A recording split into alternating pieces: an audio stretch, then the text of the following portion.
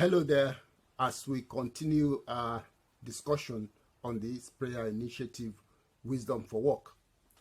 It's always my pleasure to share nuggets, to share my experiences in the workplace, to share so many of what the Lord has shown me and has taught me in my many years of workplace ministry.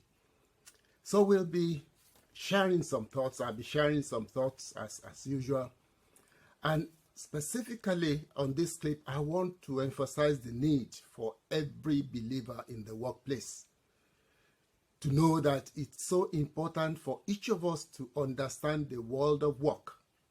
It's a physical environment. It's an environment made up of so many people of different shades and us, everybody. We need to understand the dynamics of the workplace. You need to understand the politics of your workplace. That's not to say you join any camp, you don't need to belong to a particular group, but you need the understanding of what's going on so that you can properly position yourself and be in a position to positively impact the workplace. It's so important. There are certain things I believe we just need to figure out, think through in the workplace. When I was in the workplace actively before I retired, some of the members of the fellowship used to bring things written to them by their managers and the rest of it.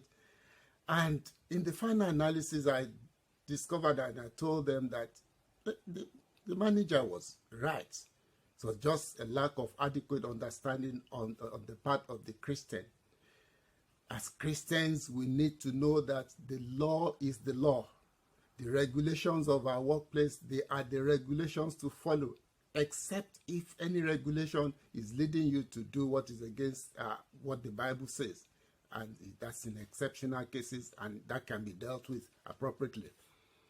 But let's have a good understanding of our environment.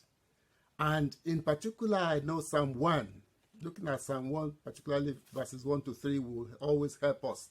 The Bible makes it clear that wherever we find ourselves, particularly in the workplace, we should not walk in the counsel of the wicked. There is a lot of wickedness in the world. There's a lot of things people around you will say, but you must be sober. We must be vigilant. We must be discerning to know what to absorb, what to take as being the right position. But we need to know what's really going on in our work environment. And that will also help us to know what to pray about. That will also help us to know what to share in our different workplace groups. These are important things for us to know and to apply in our day-to-day activities in the workplace. Knowledge of your work environment. Looking at Psalm 1, it goes on to say that we should not walk in the way of sinners. That's not to say we have to be friendly to them so that we can win them over for Christ. But we cannot afford to do the same things like they do. Punctuality, for example, it's so important. The spirit of excellence in all that we do is so important. We must be seen as hard-working people. We must be seen as people who are contributing a lot to the development of the workplace where we've been employed to do some assignments. It's so important that we represent Jesus clearly and gloriously as people who know what to do. And the Psalm 1 goes on to say that as Christians we should not sit in the seat of discomfort. Discomfort are those who kind of talk ill about others and the rest of it, and no Christian should be seen to be doing that in the workplace. That's not who we are. Psalm 1 to 3, I comment to everybody, look through it, and it's also an opportunity for self-appraisal, personal self-appraisal, personal self-assessment. Know who you are.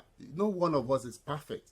But when we line up with what the Bible says, and when we look at those issues from time to time, if there is anyone that's not what we should be doing, we cannot just talk to God and He will always help us through.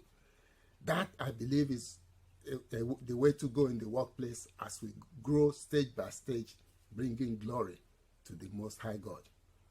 We'll continue this discussion on the next clip. Thank you for always being there. See you then.